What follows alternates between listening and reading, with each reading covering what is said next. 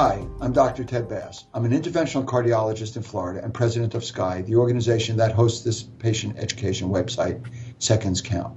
You may have read recently about heart stents not being necessary or appropriate, as posted in the New York Times Well blog, or as debated in the case of President George W. Bush's heart stent. Well, I'm here because I'd like to clarify some points of these discussions and these stories, as well as answer some questions that you and your family might have. People often ask me, who needs a stent and how do we decide when to recommend a stent? It's a complicated question and requires a comprehensive and a considered approach. What a physician recommends for one patient, he or she may not necessarily recommend for another. But there is a consensus on several important points in cardiology.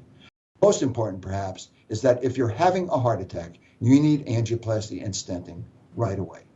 But if you're not having a heart attack, then there are different treatment options for different people, depending on risk factors, the anatomy of your heart and your blood vessels, symptoms, and how these symptoms are affecting your life.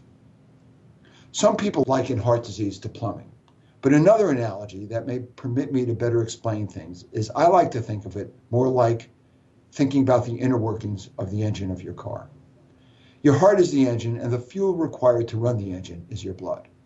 If the engine's not getting enough fuel, then the engine doesn't work correctly and often lets you know that there's a problem or things aren't right.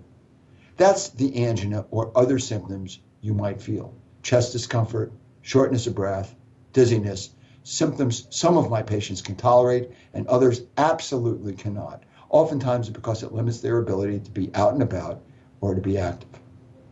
So depending on test results and the nature of these type of symptoms, including the frequency, the duration, and the limitations of these symptoms, your cardiologist may recommend different options.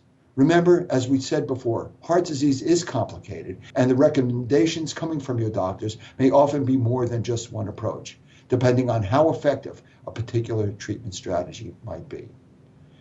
It all starts with medications and lifestyle changes.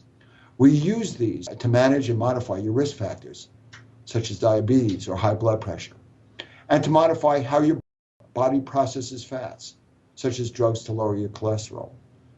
We also use medication to combat symptoms as a first line of therapy. Sometimes these medicines aren't delivering the relief you're seeking, or you can't tolerate the side effects of the multiple medications you've been placed on.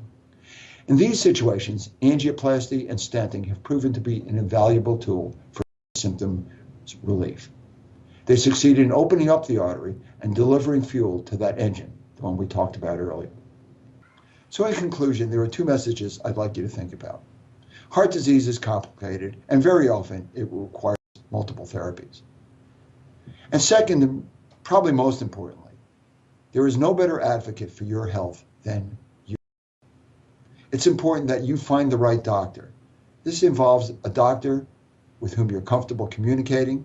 You can ask questions, the doctor is listening, and with his knowledge and with your help, you can both determine what the best therapeutic solutions to your heart disease might be. Thanks for your time.